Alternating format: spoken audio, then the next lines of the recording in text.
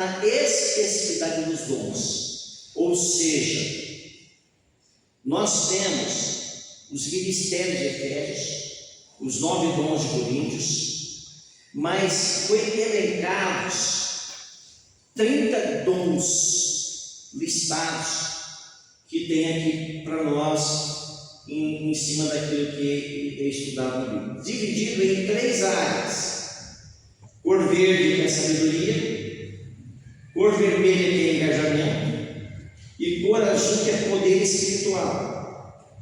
Nós vamos iniciar nessa ordem.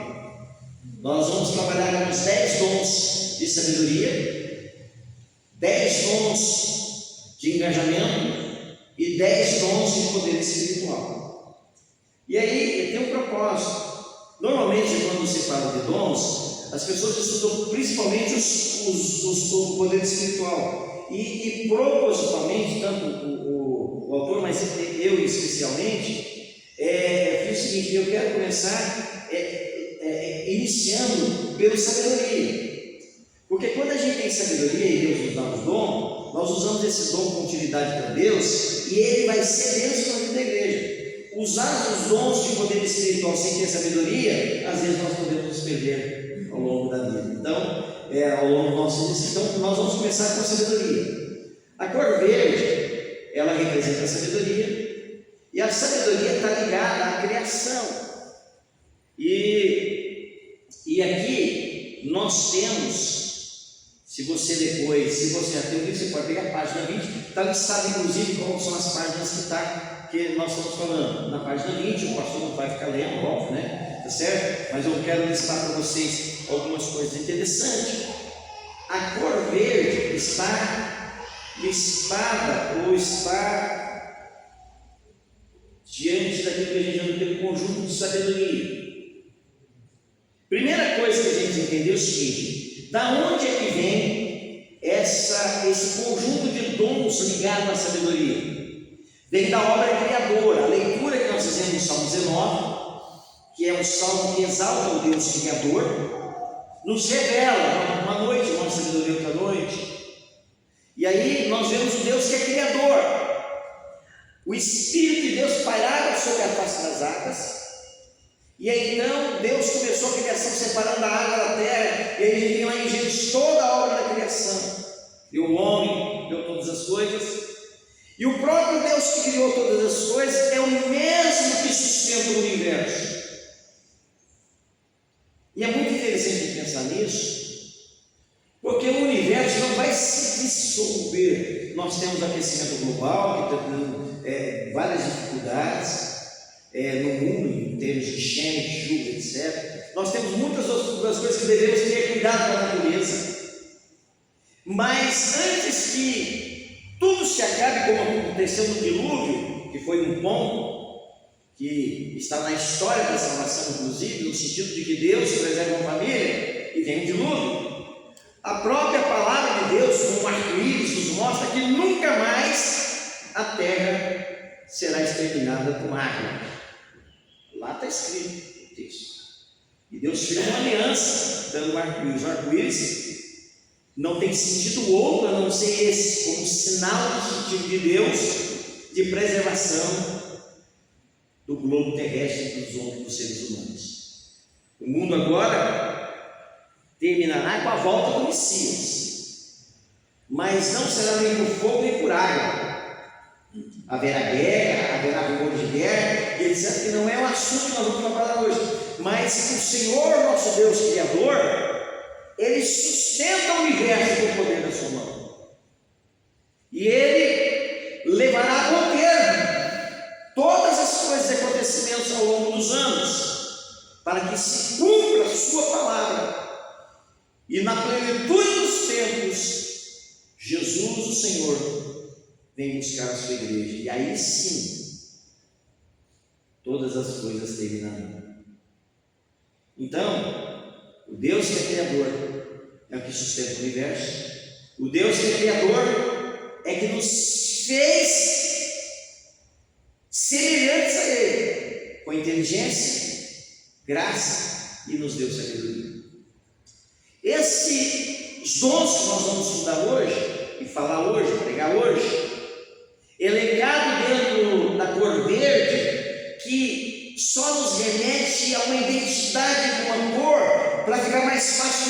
entendimento. Ele é sabedoria que difere de inteligência racional ou cognitiva. Sabedoria é algo que Deus dá ao homem, simples do campo e até o mais inteligente, porque não está ligado a ter conhecimento técnico, conhecimento cognitivo ou conhecimento aprendido pela ciência, pelo estudo e pela academia. Ele pode usar o simples ou o douto. Pode o simples ter sabedoria e o douto não ser sábio. O douto pode ser sábio e o simples nécio. Ou seja, a sabedoria que se fala dos dons não é uma sabedoria construída pela inteligência humana. E agora então, ainda que a IA pode ser um canal de Deus para usar aqueles que têm sabedoria para canalizar para a obra de Deus e a propagação do Evangelho, não quer dizer que aquele que é perito em IA, ele então é mais sábio que os outros, porque pode ser muito perito na inteligência artificial, mas não ter sabedoria para o trato da vida humana.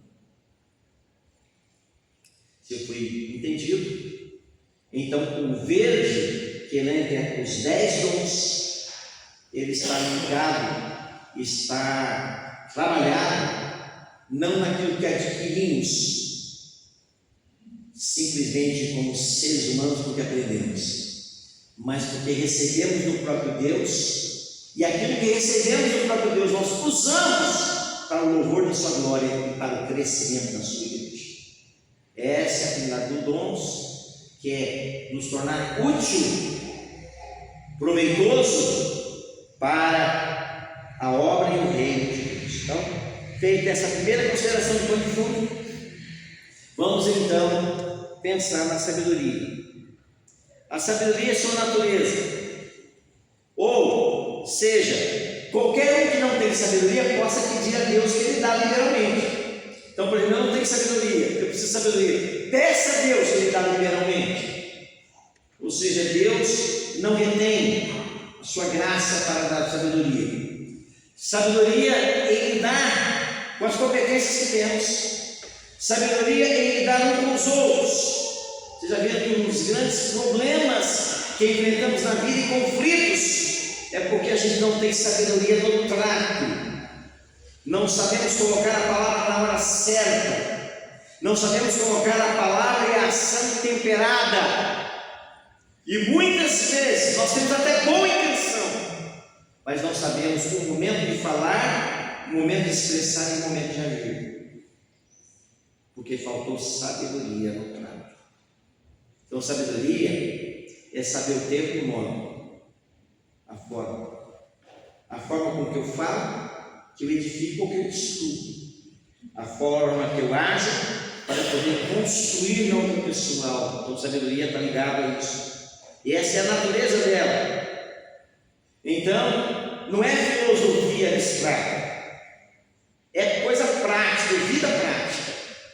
É capaz de se pegar uma pessoa que é matuta, que nasceu lá no interior, você senta perto dela e te dá conselhos para a vida que são muito importantes para manter a harmonia, ora familiar, ora o convívio relacional, etc. Então, esse é o pensamento.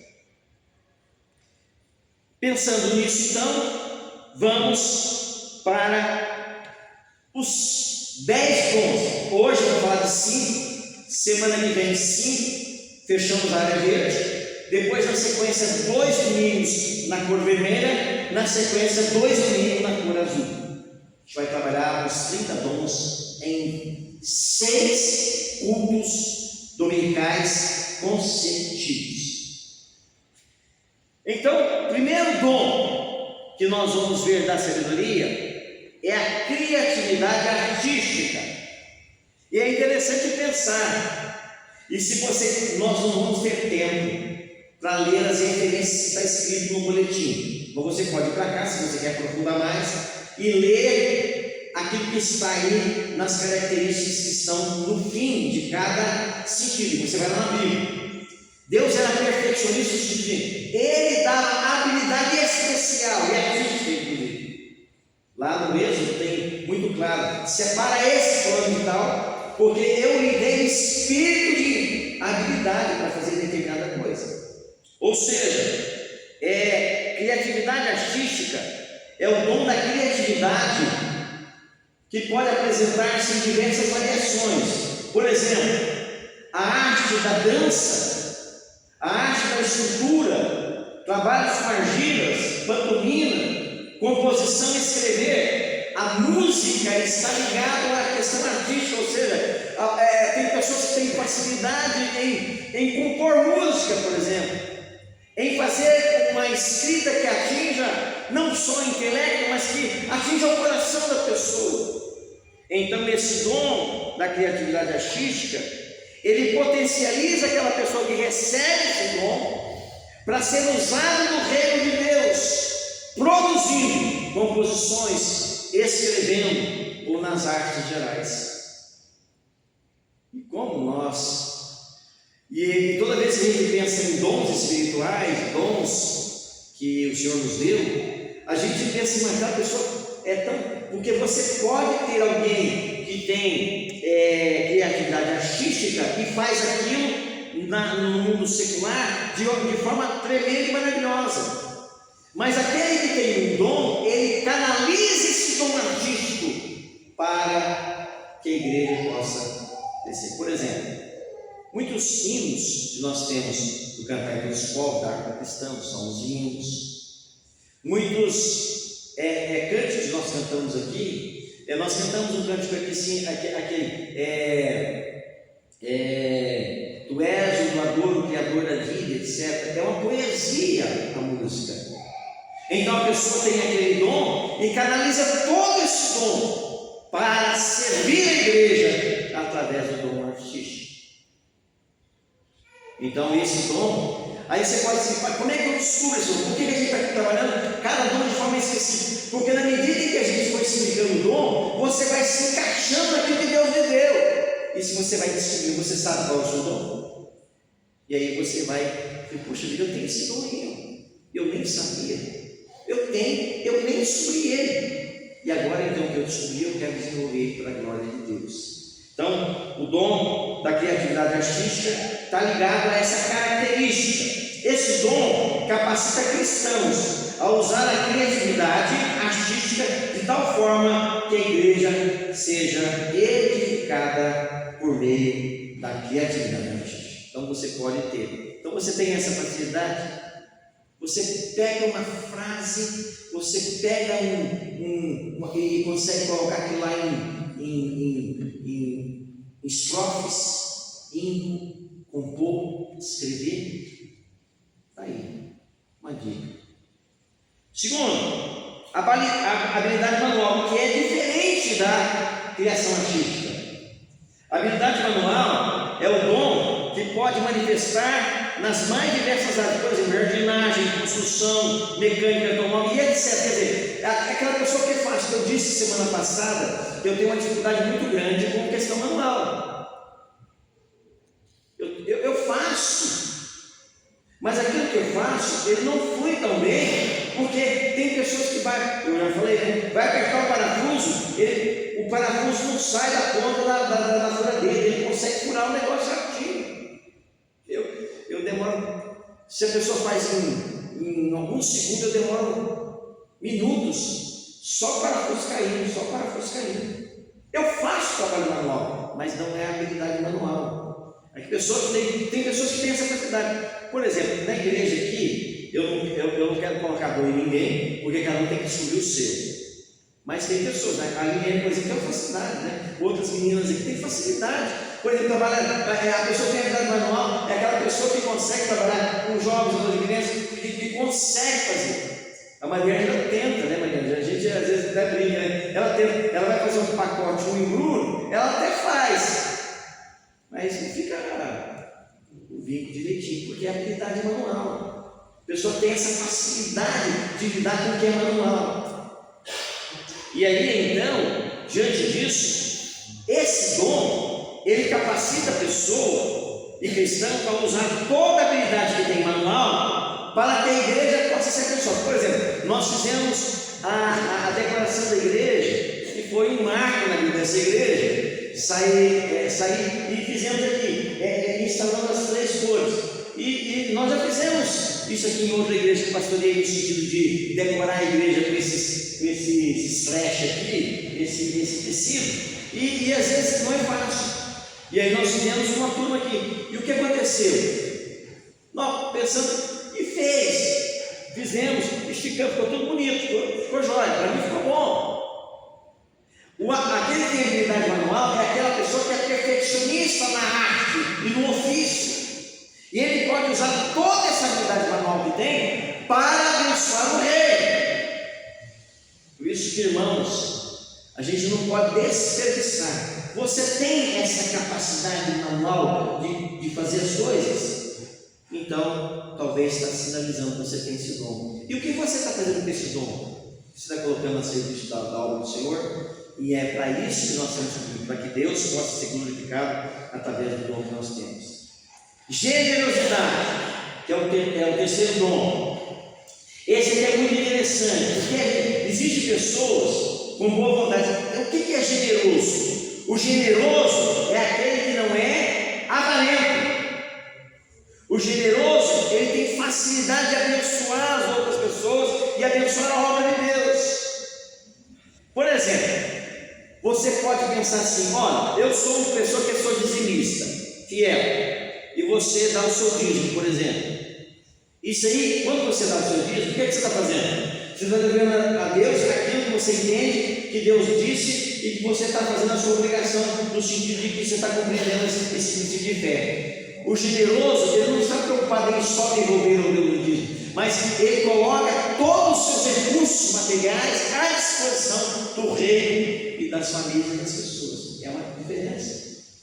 Ser generoso é não ser, ele é capaz de dividir tempo, ele é capaz de dividir bens, ele é capaz de abençoar o reino de Deus. E quando a gente fala igreja, não é só a igreja que tem que ser igrejosa. A igreja é aqueles que compõem a casa do Senhor. O generoso é aquele que sente o ardor da necessidade, talvez, do outro, e ele tem essa facilidade.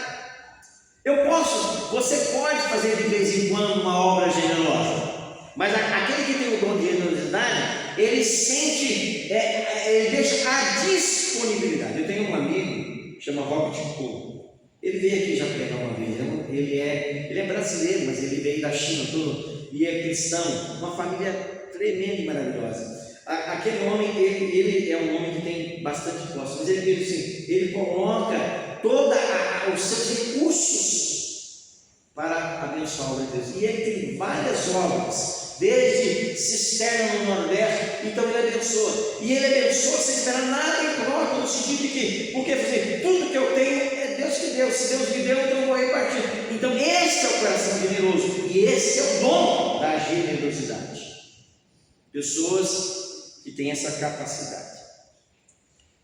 Quarto dom que eu quero falar, a gente caminhando: hospitalidade.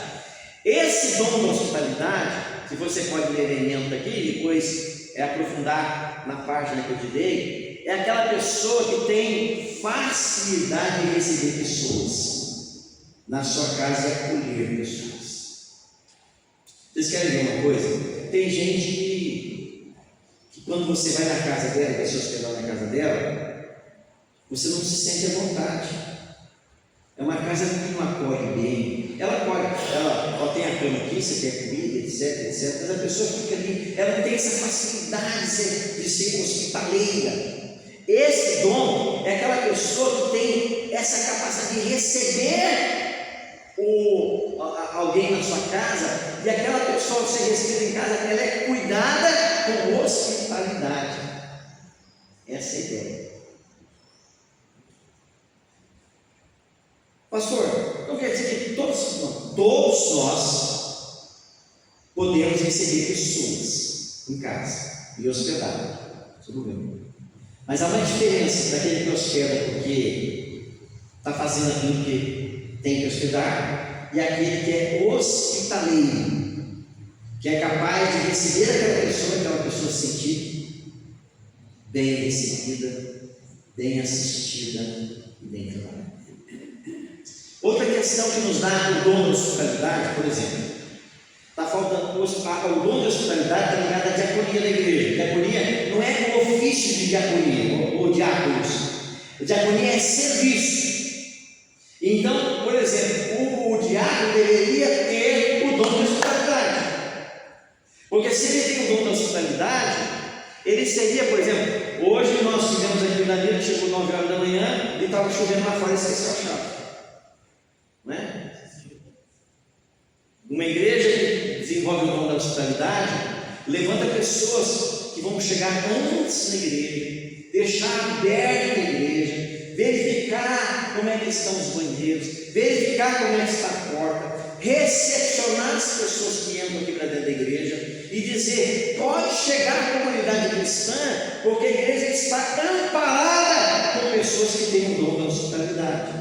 Quando uma igreja não tem dom de hospitalidade, você percebe que é uma igreja que não se abre na hora certa, que não tem o lugar certo, que ela vai fechar a igreja para saber quem é que vai querer fechar a igreja, porque ela falta exercer a hospitalidade, que é receber bem, acolher bem e decidir na paz. Quem entendeu, diga amém. Estou dando um exemplo prático para entender. Então, por exemplo, é uma deficiência de hospitalidade. Então, nós vamos que Deus levante pessoas que têm dom de hospitalidade. Havia uma pessoa, e hoje eu até vou falar isso para vocês, esses dons que nós estamos falando aqui, não só são pessoas cristãs que têm, outras pessoas que não são crentes também exercem, só que o cristão ele exerce isso para crescimento do reino. Ou seja, há uma pessoa que nós tínhamos entre nós que não era crente. Todas as vezes que a igreja entende que o serviço para funcionar na igreja tem que pagar, ela está errando algo. Não que tenha algum serviço que você não tem que contratar, mas todas as vezes eu tiver que ter um serviço na igreja e contratar alguém, ela não está usando bem as suas atividades, os dons e ministérios. Mas nós tivemos aqui uma pessoa que era contratada pela igreja aos domingos para vir fazer toda essa parte de recepção. Ela abria o portão, deixava, recebia as crianças, todo mundo abria tudo aqui, deixava tudo aberto, e depois era a última pessoa a sair e fechava, que é o senhor Antônio. Pelo menos no meu tempo era o senhor Antônio. O senhor Antônio era um mestre em fazer isso. Ele era capaz. E ele não fazia só porque ele recebia o dia de domingo que ele vinha trabalhar. Mas ele fazia com amor. Ele recebia a pessoa, ele chegava, ele era o primeiro a chegar e o último a sair. Ele fazia um trabalho que era hospitalidade. Então você chegava na igreja, você não tinha preocupação se ele tinha trazido a chave ou trazer a chave. E você chegava à igreja, a porta estava aberta. Então, o dom da hospitalidade é aquela que é capaz de acolher, receber com satisfação.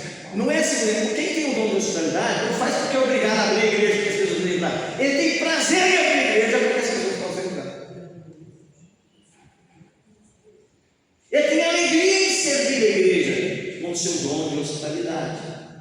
Não, eu vou lá porque eu tenho que ir, porque está marcada a hora, eu tenho que ir. Eu sou obrigado. Não, ele vem porque ele ama servir a igreja dessa forma.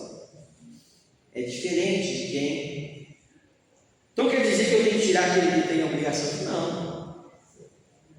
De me perguntar, eu falei semana passada, né? Fui fechar a igreja aqui um dia. A gente está trabalhando nessa questão de forma, a gente está tentando trazer na igreja os dons ministeriais para, como método de crescimento da igreja. E eu pergunto, pastor, e aí? A janela está tudo aberta. Eu já fechei a janela muitas vezes, e já fechei tempo muitas vezes, mas aí eu voltei para a pessoa de forma propositiva, porque eu sou só pastor. Né? Eu brinquei, né? Eu sou pastor. Eu sou pastor. E às vezes a gente confunde os papéis. E aí eu digo que não está errado quem me pediu para fechar. Não tem problema de fechar. Eu não tenho problema nem de lavar banheiro. Tirar o papel do banheiro não tem problema com isso não. Eu faço. Não tem problema. Mas se eu não ensinar, cadê o copo d'água? Hoje estou faltando o copo d'água. Mas não precisa ter calma. Ah, tem um copo copo d'água que o pastor tomar quando a garganta seca. Não tem, hoje tem substituto. A janela está aberta para fluir o ar, mas ao fechar, eu não vou para casa preocupado se está fechado, se está calado, tocado, se está fechado. Por quê? Há pessoas que exercem a disponibilidade e que têm esse cuidado com o reino e com a igreja. Porque a pessoa que não tem o dom da hospitalidade, ele fala o seguinte: só eu que faço isso aqui, só eu que faço isso aqui. Então percebe que ele não tem o dom natural da hospitalidade. Por força da mensagem e da provocação, a hospitalidade nasceu. Mas aí eu acho que ele foi tocado por Deus ou pela palavra, assim. Ele viu. Então, gente, tem pessoas que têm essa facilidade. E por que a igreja fica sobrecarregada? É porque cada um exerce o seu papel.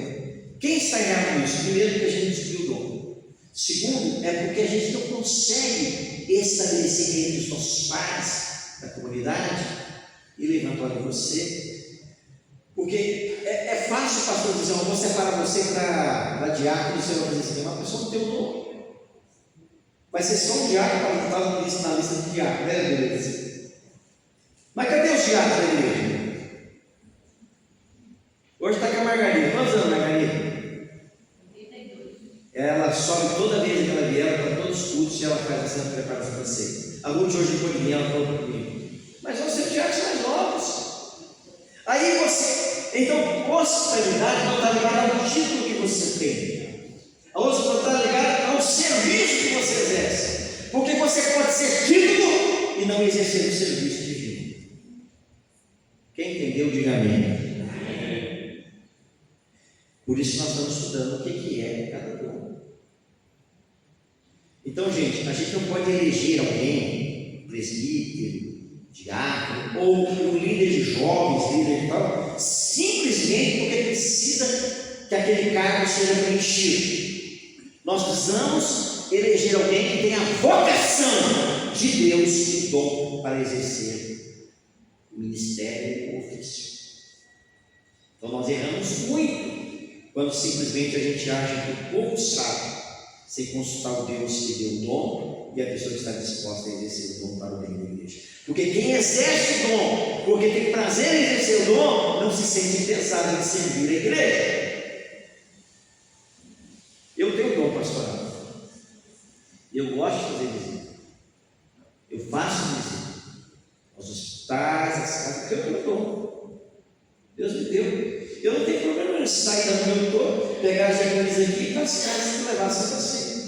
Porque é o meu ministério. E quando eu faço reclamando, não sai de casa com ele, eu já fico lá visitar fulano de tal. Não, eu faço porque eu amo fazer isso. E eu vou na casa com alegria e com prazer. Não é porque eu sou obrigado, é porque eu recebi a ordenação de pastorado. Entende essa diferença? Hospitalidade é algo que nasce no serviço. E aí? Finalmente, o conhecimento. Esse conhecimento caracteriza o dom, é o fato de vir com ideias novas que são importantes para a igreja. Interessante, pessoal, que uma das características negativas da cor verde, da sabedoria, é a pessoa que tem alta capacidade crítica. E às vezes a gente quer anular a pessoa que tem crítica. A crítica ela é importante, mas por vezes nós não temos capacidade de ouvir a crítica para poder melhorar. A pessoa Tomé, por exemplo, é uma pessoa crítica. Olha, se eu não ver aqui a marca, você pode ler depois lá o primeiro case Tomé, e você vai perceber que Tomé foi tratado por Jesus. Mas Jesus não desprezou. Olha, eu só quero ver, então você vem cá e toca. Depois Jesus estava ensina, pessoal. Bem-aventurados que não viram, mas creram. Ou seja, esse conhecimento que aqui tem que se ter não é conhecimento que se aprende na escola. As pessoas confundem uma coisa da outra. Por exemplo, se você vê uma criança que ela tem um comportamento de mal educação, por exemplo, A gente diz o seguinte: é lá na escola que ela tem que aprender a ser educada. Não, a escola vai dar instrução para crescimento cognitivo. A educação vem do berço, a educação vem de casa, o princípio vem de casa. Você não deve responder, você deve respeitar a autoridade e você tem que aprender a dividir as coisas. Se você ensina a criança em casa a ser educada, ela vai replicar isso na escola. E nós não transferimos a responsabilidade de educação para a escola e para o Estado. E aí está muito erro nosso. A gente quer que o Estado corrija os delinquentes. Nós queremos que o Estado corrija e eduque as nossas crianças, enquanto que o lar e a casa deve ser o berço da educação. A educação vem de casa. Então, conhecimento aqui, então eu quero que o meu filho aprenda a ser responsável. E eu quero dizer para vocês uma coisa: você sabe que a gente está colhendo uma geração muito irresponsável. Por quê? Porque primeiro a gente não ensina os nossos filhos a ter responsabilidade, aprender a lavar a louça, guardar a roupa, ajudar a mãe em casa, quer dizer, guardar as coisas no lugar certinho, ajudar nas tarefas de casa. E a gente quer que depois que seja uma mulher, uma boa esposa que vai conseguir funcionar. Não vai conseguir nada, porque não aprendeu em casa a educação básica para isso. Vocês querem ver uma outra coisa? Nós estamos vivendo uma geração que não quer trabalhar mais. E por que não quer trabalhar? Porque não aprende em casa que o trabalho é necessário. Eu estava falando com o Mateuzinho da minha mente. Batendo um papo com ele, estava lá na sala. Então, de vez em quando ele vai conversar comigo, vai estar bem de boa comigo, conversa bem. Aí eu batendo um papo com ele, e aí, como é que está? Tudo bem? Como é que está? Perguntei umas coisinhas para ele. E aí, como é que está o cachorrinho? Cachorrinho. Aí ele começou a contar para mim da cachorrinho. Aí eu perguntei: seu pai? Aí o pai está trabalhando. Aí eu perguntei assim: olha que foi interessante. Eu falei: precisa trabalhar, né? Eu falei assim: precisa trabalhar por quê? Porque precisa pagar a sua escola, comprar comidinha lá na sua casa. Para isso. Meu pai trabalha muito. Trabalha, né? Então, te falta alguma coisa não? E ele compra a ração do cachorro. Vocês estão vendo a questão da ligação?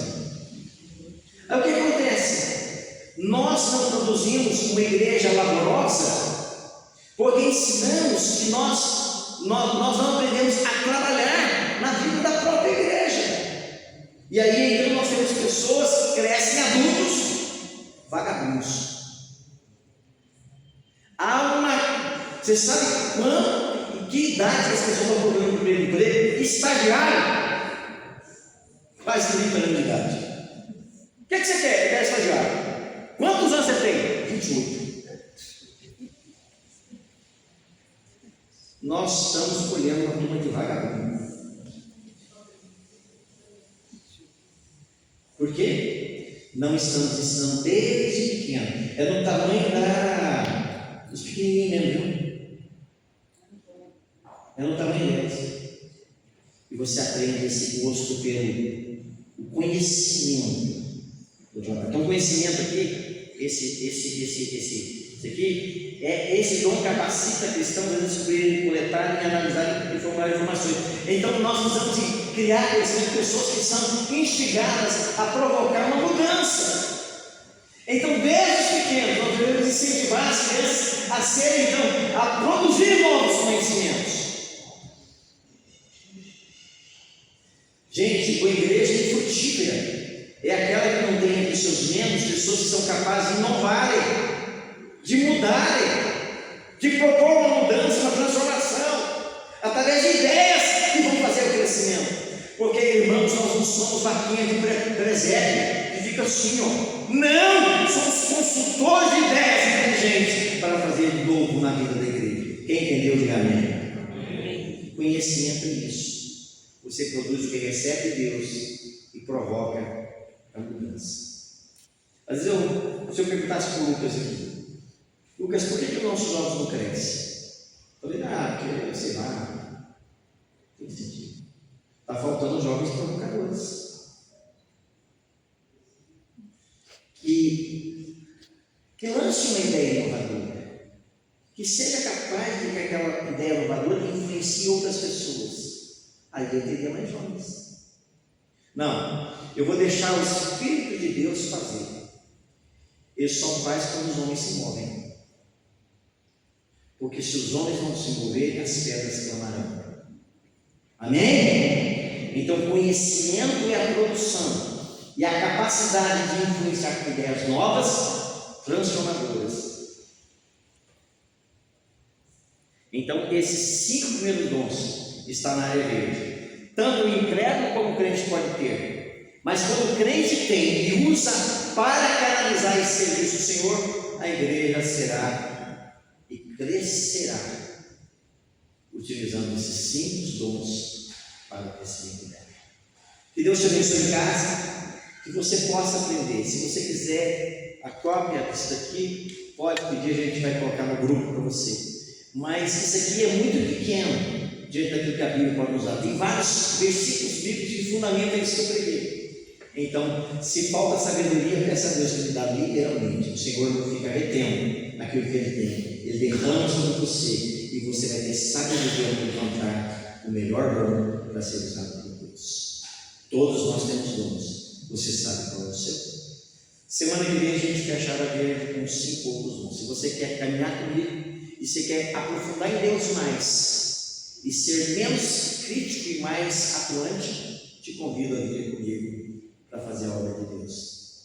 Eu quero fechar para vocês dizer o seguinte, irmãos, é muito fácil criticar. Às vezes até é necessário criticar, mas está faltando colocar a mão na massa.